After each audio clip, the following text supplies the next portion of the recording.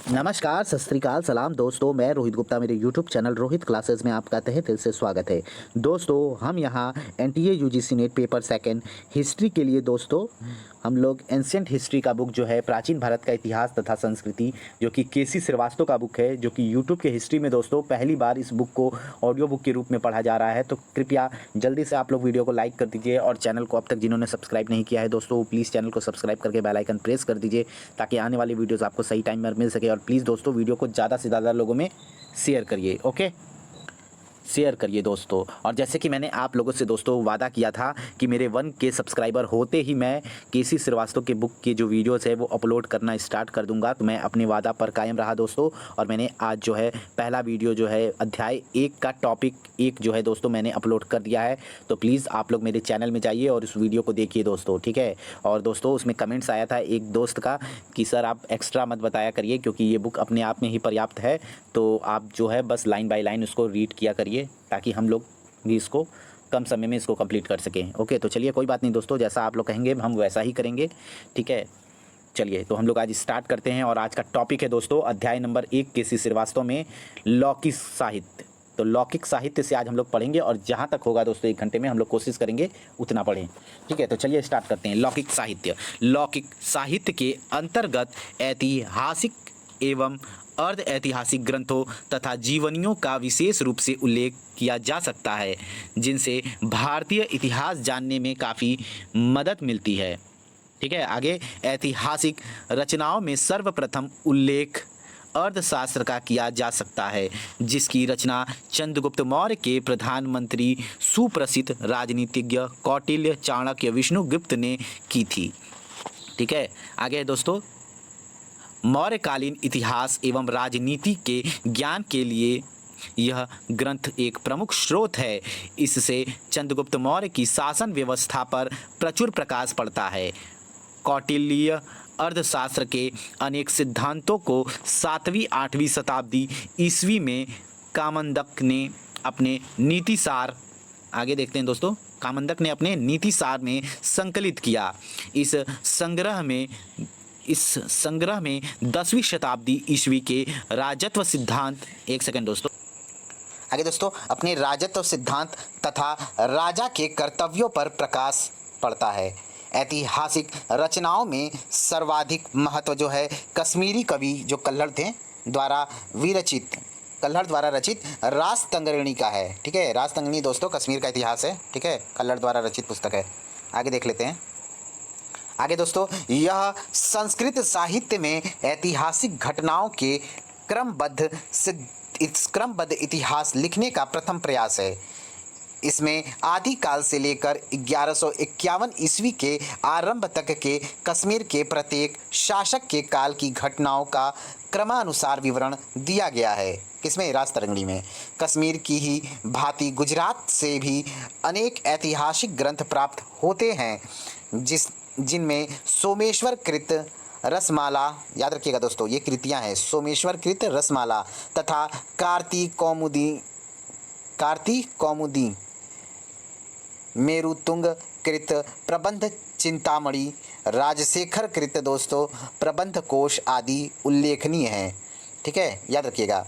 आगे है, इनसे ऊपर कर लेते हैं। आगे है, इनसे हमें गुजरात के चालुक्य वंश का इतिहास तथा उसके समय की संस्कृति का अच्छा ज्ञान प्राप्त हो जाता है। इसी प्रकार सिंध तथा नेपाल से भी कई इतिवृत्तियाँ मिलती हैं, जिनसे वहाँ का इतिहास ज्ञात होता है। सिंध की इतिवृत्तियों के आधार पर ही चचनामा नामक ग्रंथ की रचना की गई, जिसमें अरबों की सिंध विजय का वृत्तांत सुरक्षित है। मूलतः यह अरबी भाषा में लिखा गया तथा कालांतर में इसका अनुवाद खूफी के द्वारा फारसी भाषा में किया गया। अरब आक्रमण के समय सिंध की दशा का अध्ययन करने के लिए यह सर्वप्रमुख ग्रंथ है। कौन दोस्तों? चचनामा, ठीक है। आगे, नेपाल की वंशावलियों में वहाँ के शासकों का नामोल्लेख प्राप्त होता है, किंतु उनमें से अधिकांश अनैतिहासिक है। आगे है दोस्तों, आगे हम लोग देख लेते हैं, अनैतिहासिक है, आगे ऊपर कर लेते हैं थोड़ा। अर्ध ऐतिहासिक, यहाँ पे हम लोग अर्ध ऐतिहासिक अर्ध ऐतिहासिक रचनाओं में पाणिनि की अष्टाध्यायी, जो इम्पोर्टेंट रचना है मैं उसको दोहरा दे रहा हूँ, ठीक है, आप लोग भूलिएगा मत। पाणिनि की अष्टाध्यायी, कात्यायन का वार्तिक, गार्गी संहिता, पतंजलि का महाभाष्य, विशाखदत्त का मुद्रा राक्षस तथा कालिदास कृत मालिका अग्निमित्र आदि विशेष रूप से उल्लेखनीय हैं। पाणिनि तथा कात्यायन के व्याकरण ग्रंथों से मौर्यों के पहले के इतिहास तथा मौर्य युगीन राजनीतिक अवस्था पर प्रकाश पड़ता है। आगे दोस्तों प्रकाश पड़ता है। आगे पाणिनि ने सूत्रों को समझाने के लिए जो उदाहरण दिए हैं उनका उपयोग सामाजिक आर्थिक दशा के ज्ञान के लिए भी किया जा सकता है। इससे उत्तर भारत के भूगोल की भी जानकारी होती है। ठीक है, आगे है दोस्तों गार्गी संहिता। यद्यपि एक ज्योतिष ग्रंथ है तथापि इससे कुछ ऐतिहासिक घटनाओं की सूचना मिलती है। इसमें भारत पर होने वाले यवन आक्रमण का उल्लेख मिलता है, जिससे हमें पता चलता है कि यवनों ने साकेत, पांचाल, मथुरा तथा कुसुम ध्वज यानी पाटलिपुत्र पर आक्रमण किया था। पतंजलि पुष्यमित्र शुंग के पुरोहित थे। उनके महाभाष्य से शुंगों के इतिहास पर प्रकाश पड़ता है। मुद्रा राक्षस से चंद्रगुप्त मौर्य के विषय में सूचना मिलती है। कालिदास कृत मालविका अग्निमित्र नाटक शुंगकालीन राजनीतिक परिस्थितियों का विवरण प्रस्तुत करता है। ठीक है, विवरण प्रस्तुत करता है। आगे देख लेते हैं दोस्तों।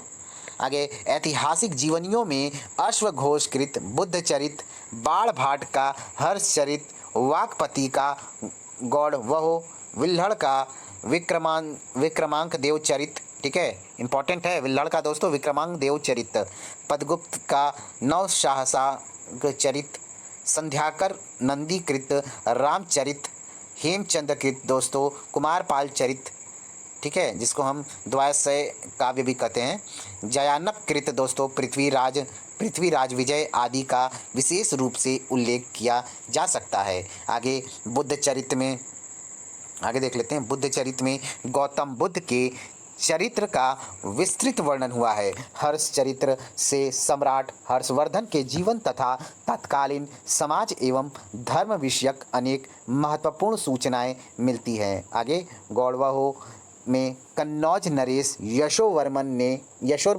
के गौड़ नरेश के ऊपर किए गए आक्रमण एवं उसके वध का वर्णन है। आगे विक्रमांक देव चरित्र में कल्याणी के चालुक्यवंशी नरेश विक्रमादित्य पृष्ठ का चरित्र वर्णित है। दोस्तों ये जो लाइन है ना दोस्तों मोस्ट इंपॉर्टेंट है, क्योंकि इस बार जो अभी हम लोगों का एग्ज़ाम हुआ था यूजीसी नेट वालों का, उसमें चालुक्यवंशी पैराग्राफ टाइप का आया था। ठीक है, किसी स्टूडेंट ने मेरे को ये बताया भी था कि ये जो कल्याणी के चालुक्यवंशी हैं इनके ऊपर जो है प्रश्न आया था। ठीक है, तो आगे बढ़ते हैं हम लोग। नवशाह शाक चरित में धारा नरेश मुंज तथा उसके भाई सिंधु राज के जीवन की घटनाओं का विवरण है। रामचरित से बंगाल के पाल वंश का शासन, धर्म एवं तत्कालीन समाज का ज्ञान होता है। आगे आनंद भट्ट कृत बल्लाल चरित्र से सेन वंश के इतिहास और संस्कृति पर प्रकाश पड़ता है। ठीक है, आगे दोस्तों कुमारपाल चरित्र में चालुक्य शासकों जय सिंह, सिद्धराज तथा कुमारपाल का जीवन चरित्र तथा उनके समय की घटनाओं का वर्णन है। पृथ्वीराज विजय से चाहमान राजवंश के इतिहास का ज्ञान होता है। इसके अतिरिक्त और भी जीवनियाँ हैं जिनसे हमें प्रचुर ऐतिहासिक सामग्री मिल जाती है। ठीक है दोस्तों, आगे देखते हैं। राजशेखर कृत प्रबंध कोश, बाल रामायण तथा काव्य मीमांसा, इनसे राजपूत युगीन समाज तथा धर्म पर प्रकाश पड़ता है। उत्तर भारत के समान दक्षिण भारत से भी अनेक तमिल ग्रंथ प्राप्त होते हैं, जिनसे वहाँ शासन करने वाले विभिन्न राजवंशों के काल का इतिहास एवं संस्कृति का ज्ञान होता है। तमिल देश का प्रारंभिक इतिहास संगम साहित्य से प्राप्त होता है। ठीक है, संगम साहित्य से हमें प्राप्त होता है। आगे नंदी कलम्बकम, ठीक है, याद रखिएगा, नंदी कलम्बकम, कलिंग तूपर्णी, चोल चरित आदि के अध्ययन से सुदूर दक्षिण में शासन करने वाले पल्लव तथा चोल वंशों के इतिहास एवं उनकी संस्कृति का ज्ञान होता है। ठीक है दोस्तों, वीडियो में अगर थोड़ा बहुत त्रुटि हो रहा है तो उसके लिए मुझे क्षमा करिएगा। जहाँ त्रुटि हो रहा है वहाँ मैं सोच रहा हूँ उसी समय क्लियर कर दूँ। ठीक है, और अदरवाइज़ अगर थोड़ा बहुत त्रुटि है तो आप लोग एडजस्ट कर लीजिएगा। एक सेकंड दोस्तों, आगे दोस्तों ज्ञान होता है। कलिंग तुपर्णी में चोल सम्राट कुलोत्तुंग प्रथम की कलिंग विजय का विवरण सुरक्षित है। आगे तमिल के अतिरिक्त कन्नड़ भाषा में लिखा गया साहित्य भी हमें उपलब्ध होता है। इसमें महाकवि पंप द्वारा रचित विक्रमार्जुन विजय याद रखिएगा, पंप द्वारा रचित था विक्रमार्जुन विजय, भारत तथा रणकृत गदा युद्ध विशेष महत्व के हैं। इनसे चालुक्य तथा राष्ट्रकूट वंशों के इतिहास पर कुछ प्रकाश पड़ता है। ठीक है दोस्तों, लौकिक साहित्य हमारा यहाँ हुआ। इसके बाद हम लोग पढ़ते हैं विदेशी यात्रियों के विवरण। ये बहुत इंपॉर्टेंट टॉपिक है, इसको ध्यान से आप लोग देखिएगा, कुछ भी छूटना नहीं चाहिए। ठीक है, हालांकि दोस्तों थोड़ा बुक का पृष्ठ बहुत बड़ा है।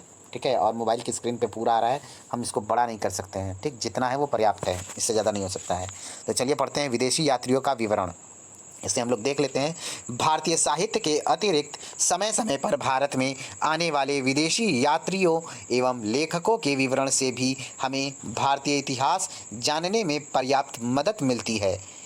इनमें से कुछ ने तो भारत में कुछ समय तक निवास किया और अपने स्वयं के अनुभव से लिखा है, तथा कुछ यात्रियों ने जनश्रुतियों एवं भारतीय ग्रंथों को अपने विवरण का आधार बनाया है। आगे इन लेखकों में यूनानी कौन कौन थे? यूनानी, चीनी, अरबी, फारसी लेखक विशेष रूप से में उल्लेखनीय हैं। इनका विवरण इस प्रकार है दोस्तों, आइए देखते हैं। पहला है हम लोगों का यूनानी रोमन यानी क्लासिकल लेखक। ठीक है, यूनानी रोमन लेखक, इनको देखते हैं। यूनान के प्राचीनतम लेखकों में कौन कौन थे? यूनान के प्राचीनतम लेखकों में टेसियस तथा हेरोडोटस के नाम प्रसिद्ध हैं। टेसियस ईरान का राजवैद्य था तथा उसने ईरानी अधिकारियों द्वारा ही भारत के विषय में जानकारी प्राप्त की थी, परंतु उसका विवरण आश्चर्यजनक कहानियों से परिपूर्ण होने के कारण अविश्वसनीय हो गया है। हेरोडोटस को इतिहास का पिता कहा जाता है। उसने अपनी पुस्तक हिस्टोरिका में 5वीं शताब्दी ईसा पूर्व के भारत फारस के संबंध का वर्णन किया है। उसका विवरण अधिकांशतः अनुश्रुतियों तथा अफवाहों पर आधारित है। सिकंदर के साथ आने वाले लेखकों में निर्याकस, आनेसिक्रीटस तथा अरिस्टोबुल्स के विवरण अपेक्षाकृत अधिक प्रामाणिक एवं विश्वसनीय हैं। चूँकि इन लेखकों का उद्देश्य अपनी रचनाओं द्वारा अपने देशवासियों को भारतीयों के विषय में बताना था, अतः इनका वृत्तांत यथार्थ है। ठीक है, आगे देखते हैं दोस्तों। यथार्थ है आगे दोस्तों यहाँ से पढ़ेंगे। सिकंदर के पश्चात के लेखकों में 3 राजदूतों मेगस्थनीज, डाइमेकस तथा डायोनीसियस के नाम उल्लेखनीय हैं। ठीक है, आगे देखते हैं। आगे दोस्तों डायनेसियस के नाम उल्लेखनीय हैं, जो यूनानी शासकों द्वारा पाटलिपुत्र के मौर्य दरबार में भेजे गए थे। इनमें भी मेगास्थनीज सर्वाधिक प्रसिद्ध है। वह सेल्यूकस निकेटर का राजदूत था तथा चंद्रगुप्त मौर्य के दरबार में आया था। उसने इंडिका नामक पुस्तक में मौर्य युगीन समाज एवं संस्कृति के विषय में लिखा है। यद्यपि यह पुस्तक अपने मूल रूप में उपलब्ध नहीं है, तथापि इसके कुछ अंश उदाहरण के रूप में एरियन स्ट्रेबो, जस्टिन आदि लेखकों की कृति में प्राप्त होते हैं। इंडिका वस्तुतः यूनानियों द्वारा भारत के संबंध में प्राप्त ज्ञान राशि में सबसे अमूल्य रत्न है। डाइमेकस, जो कि सीरिया नरेश आंतियोकस का राजदूत था, डाइमेकस बिंदुसार के दरबार में, तथा डायनोसियस मिस्र नरेश टॉलमी फिलेडेल्फस का राजदूत था, अशोक के दरबार में आया था। तो याद रखिएगा, जो डाइमेकस था, सीरिया नरेश आंतियोकस का जो राजदूत था, वो बिंदुसार के दरबार में आया था, और डायोनीसियस जो था दोस्तों टॉलमी मिस्र के नरेश टॉलमी फिलाडेल्फस का राजदूत था, वो अशोक के दरबार में आया था। ठीक है, इंपॉर्टेंट लाइन था इसलिए हम इसको रिवाइज कर लिए। आगे अन्य ग्रंथों में Periplus of the Erythraean Sea, the most important book,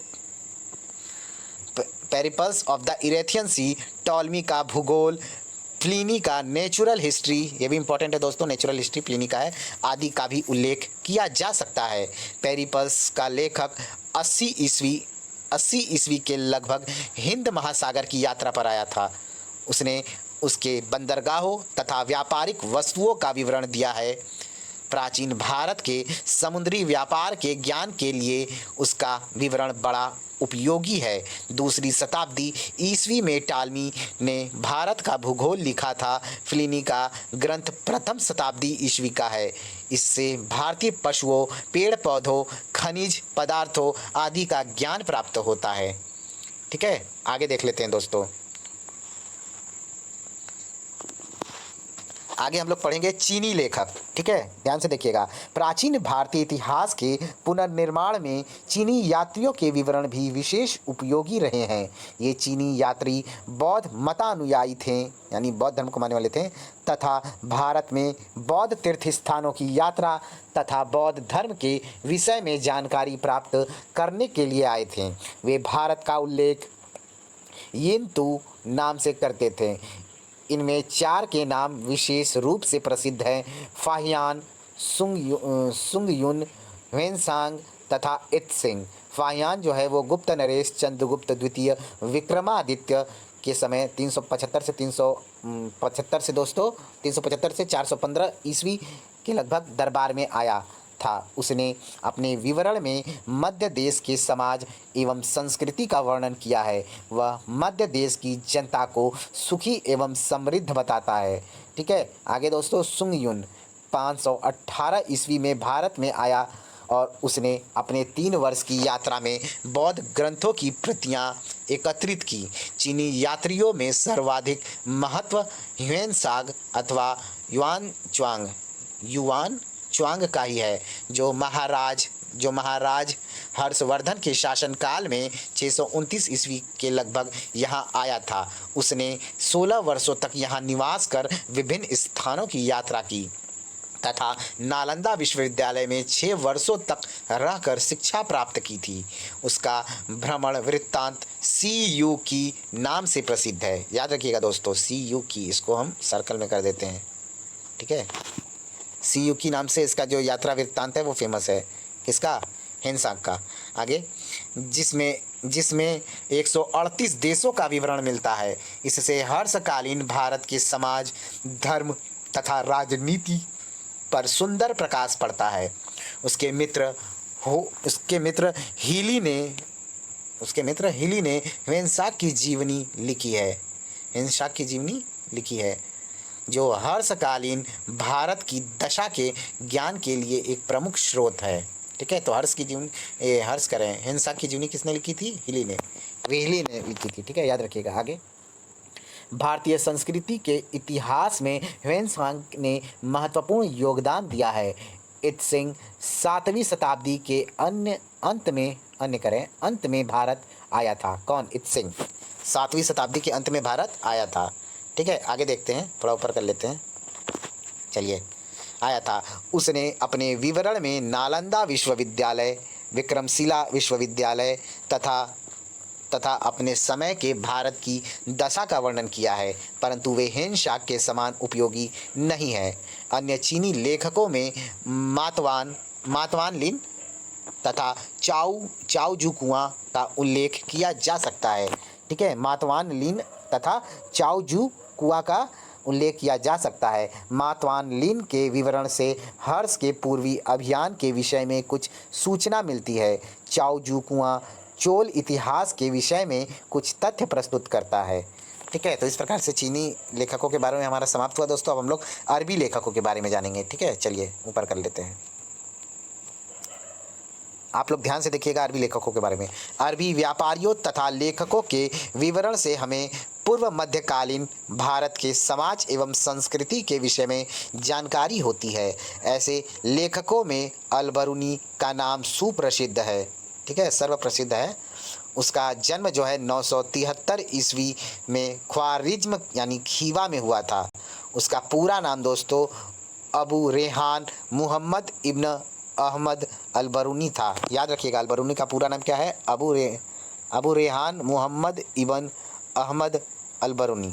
ठीक है, चलिए आगे देखते हैं। अल-बरूनी था। प्रारंभ में उसने साहित्य तथा विज्ञान का अध्ययन किया। एक सेकंड दोस्तों, क्षमा करिएगा। प्रारंभ में उसने साहित्य तथा विज्ञान का अध्ययन किया एवं इन विद्याओं में निपुणता हासिल की। उसकी विद्वता से प्रभावित होकर ख्वारिज्म के ममूनी शासक ने उसे अपना मंत्री नियुक्त कर दिया। ठीक है, अल-बरूनी को 1017 ईस्वी में गजनी के सुल्तान महमूद ने ख्वारिज्म पर आक्रमण किया तथा उसे जीत लिया। ठीक है, अनेकों लोग बंदी बनाए गए, जिनमें अल-बरूनी भी एक था। महमूद उसकी योग्यता से अत्यंत प्रभावित हुआ तथा उसने उसे राज ज्योतिषी के पद पर नियुक्त कर दिया। ठीक है, आगे भारतीय तथा यूनानी दोनों ही पद्धतियों से उसने ज्योतिष का अध्ययन किया तथा निपुणता प्राप्त की। गणित, विज्ञान एवं ज्योतिष के साथ ही साथ अल-बरूनी अरबी, फारसी एवं संस्कृत भाषाओं का भी अच्छा ज्ञाता था। वह महमूद गजनवी के साथ भारत आया था, किंतु उसका दृष्टिकोण महमूद से पूर्णतया भिन्न था। ठीक है, उसका सोचना जो है महमूद गजनवी से अलग था और वह भारतीयों का निंदक ना होकर उनकी बौद्धिक सफलताओं का महान प्रशंसक था। भारतीय संस्कृति के अध्ययन में उसकी गहरी दिलचस्पी थी तथा गीता से वह विशेष रूप से प्रभावित हुआ था। भारतीयों के दर्शन, ज्योतिष एवं विज्ञान संबंधित ज्ञान की वह प्रशंसा करता है। अल-बरूनी सत्य का हिमायती तथा अपने विचारों का पक्का था। उसने भारतीयों से जो कुछ सुना उसी के आधार पर उनकी सभ्यता का विवरण प्रस्तुत कर दिया। अपनी पुस्तक तहकीक-ए-हिंद, याद रखिएगा अल-बरूनी की पुस्तक है ये, तहकीक-ए-हिंद यानी दोस्तों भारत की खोज में उसने यहाँ के निवासियों की दशा का वर्णन किया है। ठीक, किस प्रकार है आइए देखते हैं। भारतीयों की दशा का वर्णन किया है, यहाँ तक पढ़ लिए हैं। इससे राजपूत कालीन समाज, धर्म, रीति रिवाज, राजनीति आदि पर सुंदर प्रकाश पड़ता है। ज्ञात होता है कि उसके समय में ब्राह्मण धर्म का बोलबाला था तथा बौद्ध धर्म का अस्तित्व समाप्त हो गया था। ठीक है, आगे अपने विवरण में यह बौद्ध धर्म का बहुत कम उल्लेख करता है। हिंदू समाज में प्रचलित वर्ण व्यवस्था का उल्लेख भी वह करता है तथा बताता है कि ब्राह्मणों को समाज में सबसे अधिक प्रतिष्ठित स्थान प्राप्त था। पेशावर स्थित कनिष्क विहार का भी वह विवरण देता है। अल-बरूनी का विवरण चीनी यात्रियों के विवरण की भांति उपयोगी नहीं है, क्योंकि उसे भारत में भ्रमण करने का बहुत कम अवसर प्राप्त हुआ। आगे दोस्तों, उसके समय में बनारस तथा कश्मीर शिक्षा के प्रमुख केंद्र थे, किंतु वह इन स्थानों में भी नहीं जा सका। आगे देखते हैं दोस्तों। अल-बरूनी के अतिरिक्त अल-बिलादुरी, सुलेमान अल-मसूदी, हसन निज़ाम, फरिश्ता, निजामुद्दीन आदि मुसलमान लेखक भी हैं, जिनकी कृतियों से भारतीय इतिहास विषयक महत्वपूर्ण जानकारी मिलती है। आगे दोस्तों, इबन खुर्दव नवी सदी के ग्रंथ किल्बुल मसालिक वल ममालिक में भारतीय समाज तथा व्यापारिक मार्गों का विवरण दिया गया है। अबू जैद ने भारत में सामाजिक एवं सांस्कृतिक जीवन का वर्णन किया है। आगे अल-मसूदी के ग्रंथ मुरुजूज जहब, अल-मसूदी के जो ग्रंथ थे मुरुजूज जहब में क्या है, क्या था दोस्तों, मुरुजूज जहब में भारतीय समाज का चित्रण है। ठीक है, आगे देख लेते हैं। मीर मोहम्मद मसूम के तारीख़ सिंध अथवा तारीख़ मसूमी से सिंध देश का इतिहास यानी अरब आक्रमण के समय का ज्ञात होता है। यह अरब आक्रमण के कारणों तथा मोहम्मद बिन कासिम की सफलताओं पर भी प्रकाश डालता है। शेख अब्दुल हसन कृत कमील उत तवारिख में कमील उत तवारिख से मोहम्मद गौरी के भारतीय विजय का वृत्तांत ज्ञात होता है। ठीक है, आगे वृत्तांत ज्ञात होता है। आगे एक सेकंड दोस्तों, ये डॉग लोग भौंक रहे हैं, क्षमा करिएगा, डॉग लोग थोड़ा परेशान कर रहे थे, इस वजह से रोकना पड़ जा रहा है। कोई नहीं, वृत्तांत ज्ञात होता है, यहाँ तक हम लोगों ने पढ़ा था।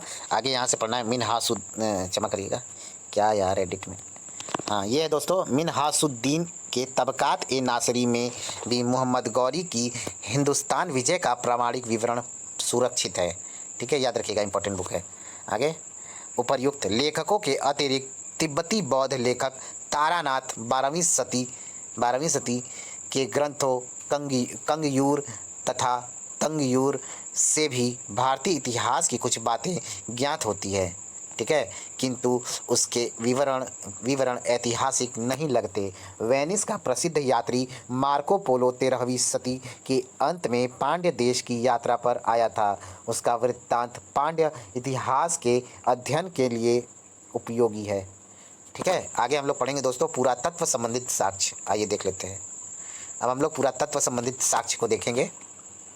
चलिए, पुरातत्व वह विज्ञान है जिसके माध्यम से पृथ्वी के गर्भ में छिपी हुई सामग्रियों की खुदाई कर प्राचीन काल के लोगों के भौतिक जीवन का ज्ञान प्राप्त किया जाता है। प्राचीन इतिहास के ज्ञान के लिए पुरातात्विक प्रमाणों से बहुत अधिक सहायता मिलती है।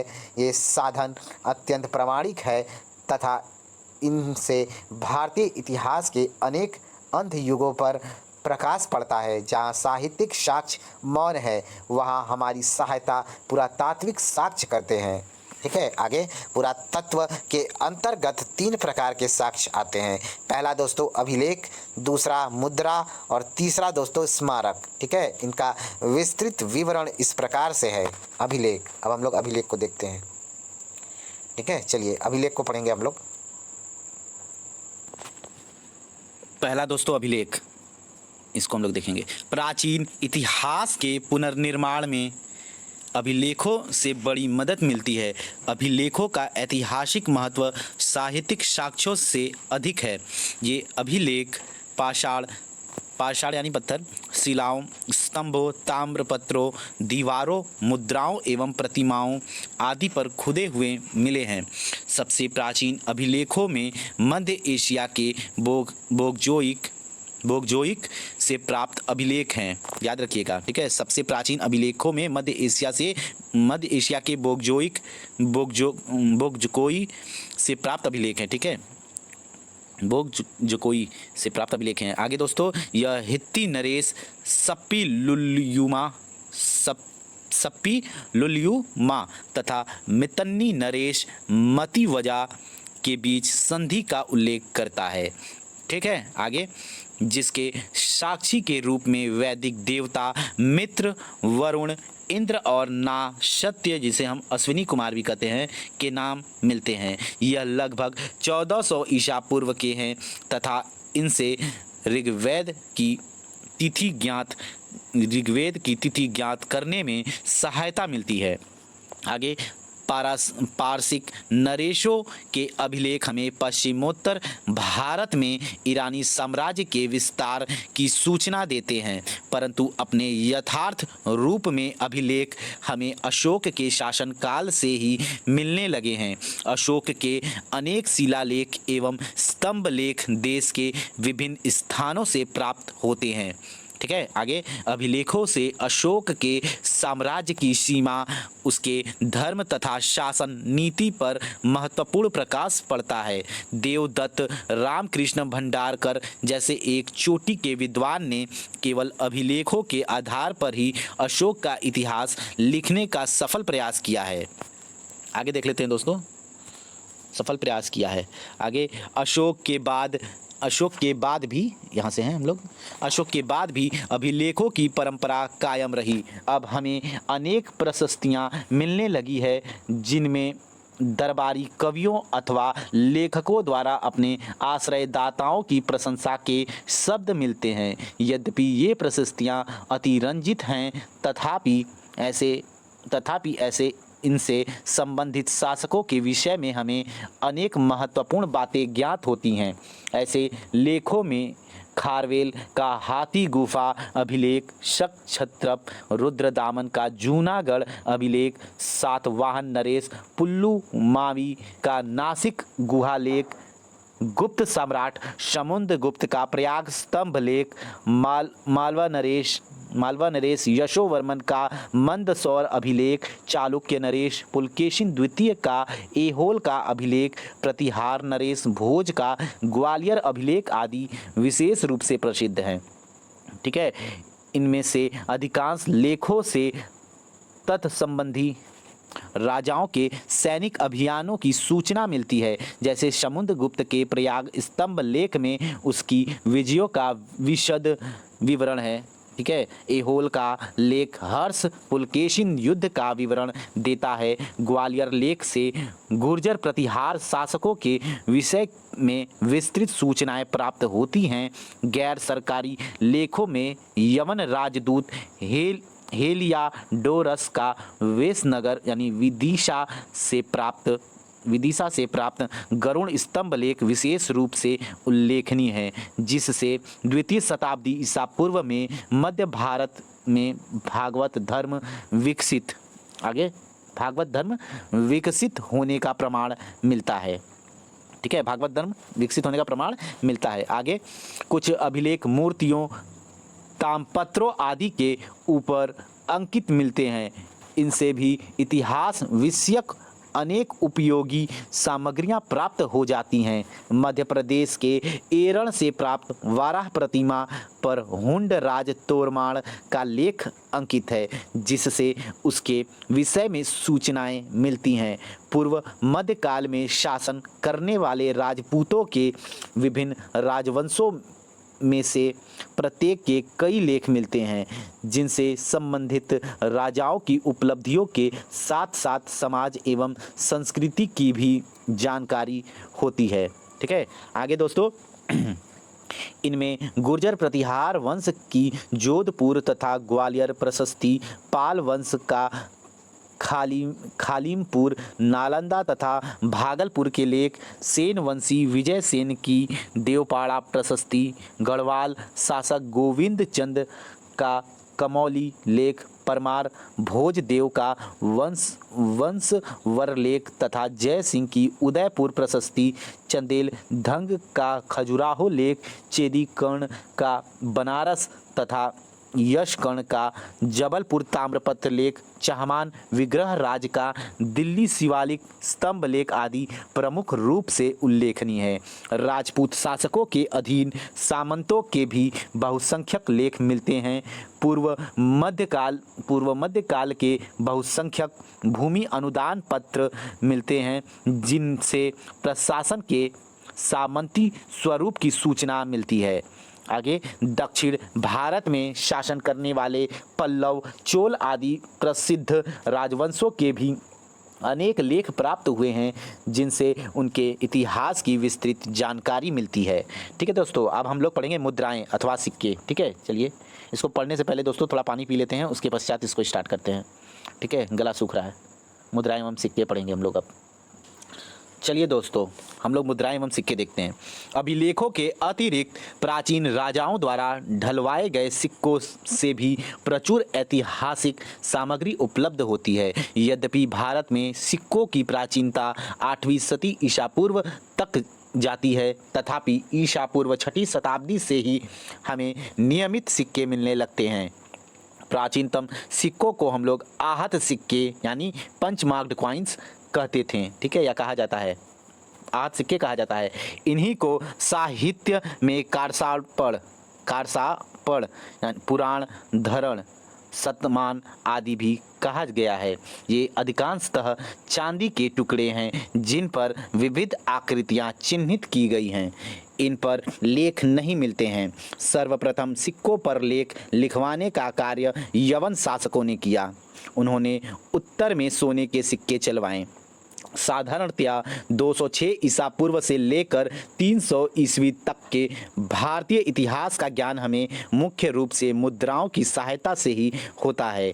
कुछ मुद्राओं पर तिथियां भी खुदी हुई हैं जो कालक्रम के निर्धारण में बड़ी सहायक हुई हैं। मुद्राओं से तत्कालीन आर्थिक दशा तथा संबंधित राजाओं की साम्राज्य सीमा का भी ज्ञान हो जाता है।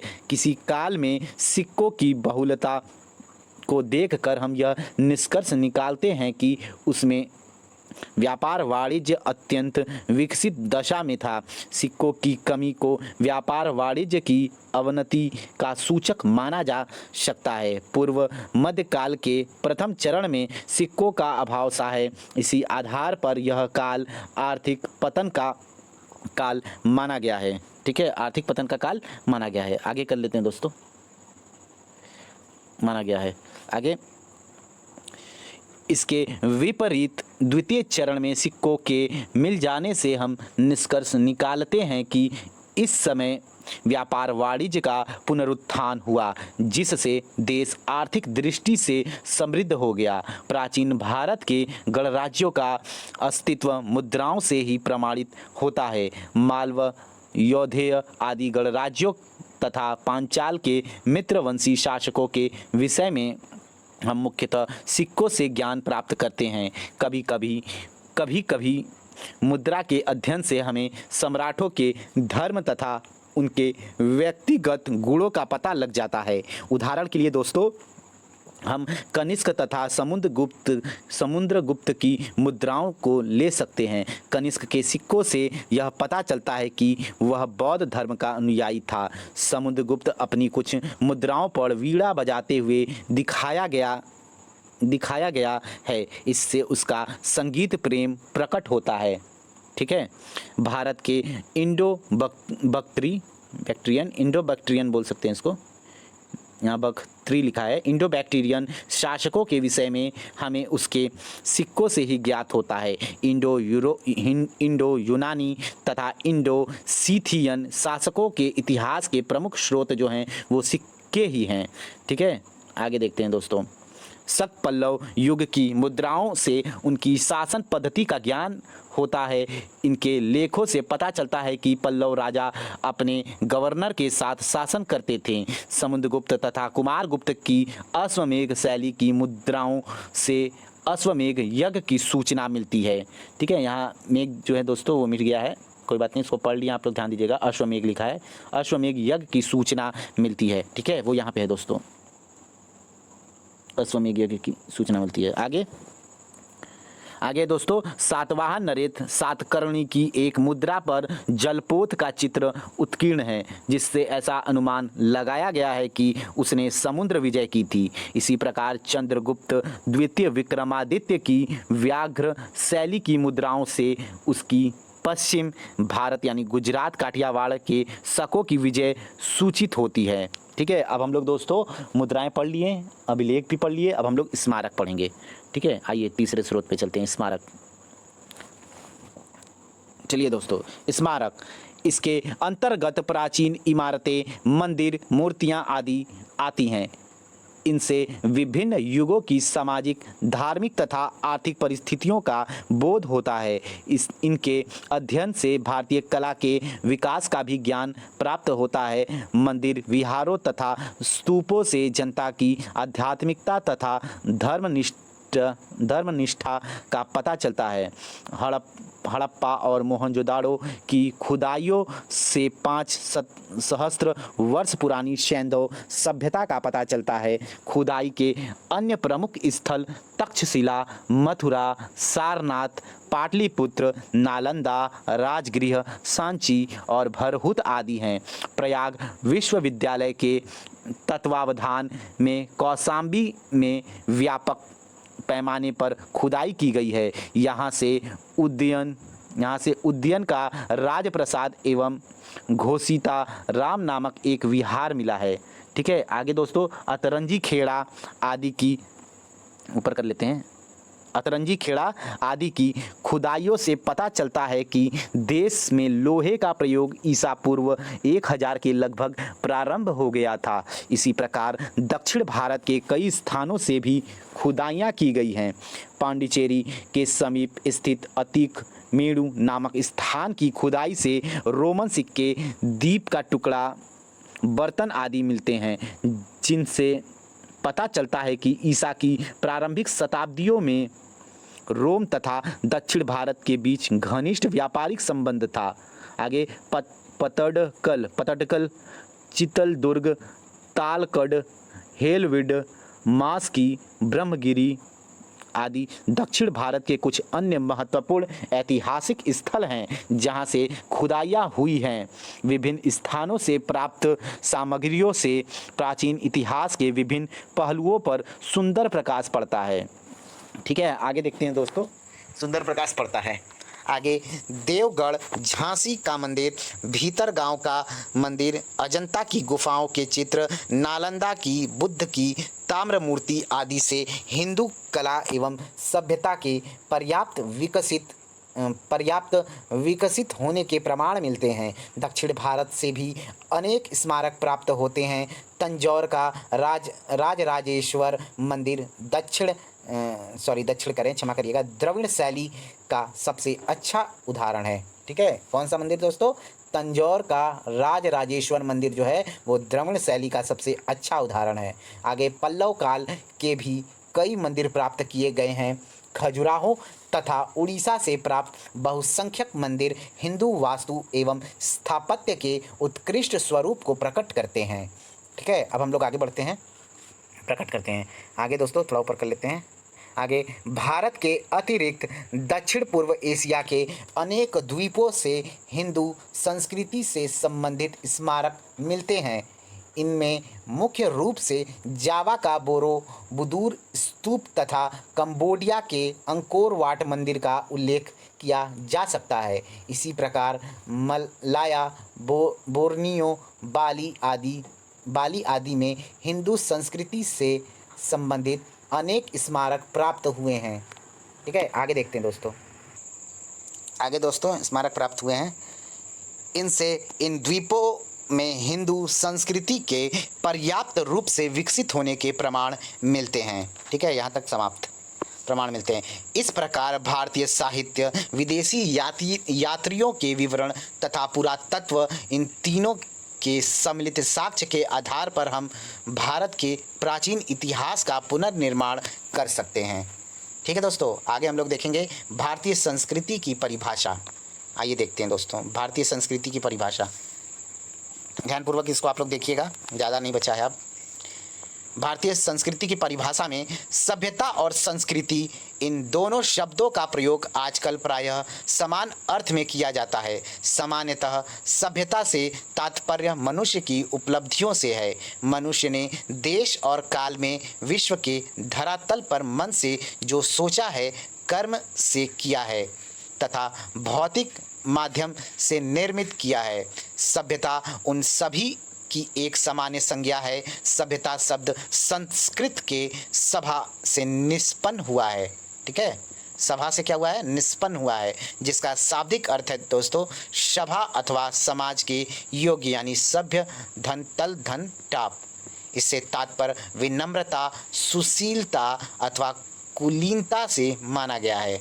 ठीक है, याद रखिएगा, सभ्यता का तात्पर्य विनम्रता, सुशीलता अथवा कुलीनता से माना गया है। ठीक है, आगे दोस्तों इसका संबंध सामाजिकता से है, जिसके अंतर्गत मनुष्य से कतिपय विधि निषेधों के पालन की अपेक्षा की जाती है। अंग्रेजी में इसे सिविलाइजेशन, ठीक है, सिविलाइजेशन, अंग्रेजी में इसे सिविलाइजेशन कहा जाता है। इसका संबंध नागरिक से है। अंग्रेजी शब्दकोश के अनुसार इस शब्द का अर्थ है सामाजिक विकास की उन्नत अवस्था।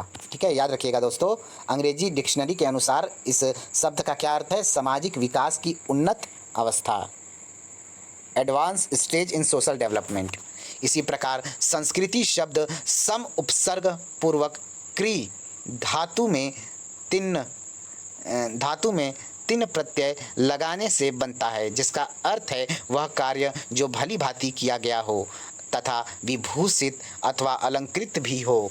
इस दृष्टि से संस्कृति किसी अवस्था के परिष्कृत या सुधरे हुए स्वरूप को घोषित करती है। प्रत्येक सभ्यता के इतिहास में एक ऐसा स्तर आता है जबकि मनुष्य एक विशेष प्रकार का बौद्धिक उत्कर्ष कर लेता है। ठीक है, बौद्धिक उत्कर्ष कर लेता है। यह उत्कर्ष साहित्य, दर्शन, विज्ञान, कला आदि के माध्यम से मुखरित होता है। इस स्तर को प्राप्त कर सभ्यता अलंकृत अथवा परिष्कृत हो जाती है। ठीक है, परिष्कृत हो जाती है। आगे देखेंगे दोस्तों हम लोग। आगे है परिष्कृत हो जाती है। आगे सभ्यता के इस स्वरूप को ही हम विशिष्ट अर्थ में संस्कृति की संज्ञा प्रदान कर सकते हैं। अन्यथा सामान्य अर्थ में ये दोनों ही शब्द एक दूसरे के पर्यायवाची के रूप में ग्रहण किए जाते हैं। इन शब्दों से इतिहासकार किसी समाज के जीवन एवं कृतियों की समष्टि की ही विवक्षा रखता है। इस प्रकार मानव संस्कृति का संबंध ज्ञान, कर्म तथा रचना से है, किंतु इसके लिए यह भी आवश्यक है कि संस्कृति संस्कार संपन्न अथवा विभूषित हो। संस्कृति को अंग्रेजी में कल्चर कहा जाता है। इस शब्द के विभिन्न अर्थों में से एक है परिष्कार, रिफाइनमेंट अथवा बौद्धिक विकास द्वारा उन्नति। इस प्रकार यह स्पष्ट होता है कि जहाँ सभ्यता भौतिक प्रगति की अवस्था को सूचित करती है, वहीं संस्कृति बौद्धिक अथवा आत्मिक प्रगति की सूचक है। सभ्यता दृश्य तथा संस्कृति अदृश्य है, दोनों परस्पर अविच्छिन्न रूप से संबंधित है। ठीक है, आगे देखते हैं दोस्तों। भारत की प्राचीन संस्कृति का इतिहास अत्यंत गौरवशाली है। इसने सभ्यता के अति प्राचीन काल से ही विश्व में अतीव आदरपूर्ण स्थान प्राप्त किया। ऋग्वेद में स्पष्टतः कहा गया है कि सा संस्कृति प्रथिमा विश्ववारा अर्थात आदि संस्कृति विश्ववारा अथवा विश्व के कल्याण के लिए थी। भारतीय संस्कृति की इस उदात्त भावना का ही परिणाम था कि आगे देख लेते हैं। परिणाम था कि जहाँ प्राचीन विश्व की समकालीन संस्कृतियाँ पूर्णतः काल कवलित हो गई, वहाँ भारतीय संस्कृति आज भी जीवित है तथा सबके लिए प्रतिमान या आदर्श स्वरूप है। ऐसी गरिमामयी संस्कृति का अध्ययन समस्त भारतीयों को गौरवान्वित करता है। आगे दोस्तों हमारा है भारतीय संस्कृति के अध्ययन स्रोत। ठीक है, इसको भी हम लोग पढ़ ही लेते हैं दोस्तों, क्यों हम लोग छोड़ेंगे। भारतीय संस्कृति के अध्ययन स्रोत। भारतीय संस्कृति के अध्ययन के लिए प्रायः उन्हीं स्रोतों का उपयोग किया जाता है जो इतिहास के अध्ययन के लिए उपयोगी हैं, क्योंकि दोनों परस्पर अविच्छिन्न रूप से संबंधित है। इतिहास के ही समान संस्कृति के अध्ययन के लिए साहित्य, विदेशी यात्रियों एवं लेखकों के विवरण तथा पुरातत्व तीनों साधनों का उपयोग किया जाता है। आगे भारतीय संस्कृति का आधार है प्रागवैदिक एवं वैदिक काल। प्रागवैदिक काल के अंतर्गत पाषाण काल तथा धातु काल की संस्कृतियाँ आती हैं। इनके विषय में हमारे ज्ञान का एकमात्र साधन पुरातत्व ही है। धातुकालीन सभ्यताओं में सिंधु अथवा हड़प्पा सभ्यता का अति विशिष्ट स्थान है। यह भारत की प्रथम नागर सभ्यता थी। ठीक है, आगे बढ़ते हैं दोस्तों। आगे है पढ़ेंगे हम लोग। नागर सभ्यता थी। दुर्भाग्यवश इसकी लिपि का उद्वाचन न होने से, मतलब लिपि को ना खोज पाने से, इसके अधिकांश बौद्धिक पक्षों के विषय में हमारी जानकारी अनुमान परक ही है। विभिन्न स्थलों से प्राप्त अवशेषों के आधार पर हम इस सभ्यता के भौतिक स्वरूप का पुनर्निर्माण करते हैं। सैंधव सभ्यता के पूर्व की संस्कृति का ज्ञान हमें पाषाण एवं धातु निर्मित उपकरणों, मृण मूर्तियों, मुहरों, भांडों आदि की सहायता से होता है, प्राप्त होता है, जो बहुतायत में विभिन्न पुरास्थलों से उपलब्ध होती है। प्राचीन भारतीय साहित्य अत्यंत विशाल है, जिसे सुविधा के लिए धार्मिक और लौकिक दो भागों में विभाजित किया गया है। ठीक है दोस्तों, जो कि हम लोग पढ़ चुके हैं।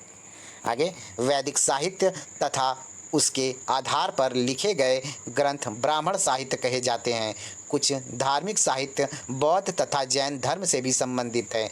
4 वेद, ऋग्वेद, यजुर्वेद, सामवेद एवं अथर्ववेद संयुक्त रूप से संहिता कहे जाते हैं। इसके बाद ब्राह्मण, आरण्यक तथा उपनिषद ग्रंथ हैं। ऋग्वेद में वर्णित संस्कृति पूर्व वैदिक तथा बाद के ग्रंथों की संस्कृति उत्तर वैदिक कही जाती है। वेदांग, सूत्र, महाकाव्य, पुराण, स्मृति ग्रंथ आदि के अध्ययन से भारतीय संस्कृति के विविध पक्षों पर सुंदर प्रकाश पड़ता है। ठीक है, आगे, बौद्ध एवं जैन साहित्य का दृष्टिकोण भी धर्मपरक ही है। जहाँ ब्राह्मण ग्रंथों से सूचना नहीं मिलती, वहाँ इन ग्रंथों में वर्णित सामग्रियाँ हमारी सहायता करती हैं। ठीक है, आगे बढ़ते हैं दोस्तों। सहायता करती हैं। ब्राह्मण साहित्य का दृष्टिकोण ग्रामीण तथा बौद्ध एवं जैन साहित्य का दृष्टिकोण नगरीय प्रतीत होता है। ठीक है, नगरीय प्रतीत होता है। इनमें नागर जीवन की अनेक मान्यताओं जैसे व्यापार, वाणिज्य, सूदखोरी, वैश्यावृत्ति आदि का समर्थन किया गया। ये दोनों ही धर्म बदले हुए सामाजिक दृष्टिकोण तथा आर्थिक परिवेश के पूर्णतया अनुकूल थे। बौद्ध ग्रंथों के अध्ययन से हम तत्कालीन सामाजिक आर्थिक दशा का व्यापक विवरण प्राप्त कर लेते हैं। विदेशी लेखकों एवं यात्रियों के विवरण भारतीय इतिहास के साथ साथ संस्कृति के विभिन्न पक्षों पर भी सुंदर प्रकाश डालते हैं। ठीक है दोस्तों, आगे देख लेते हैं हम लोग।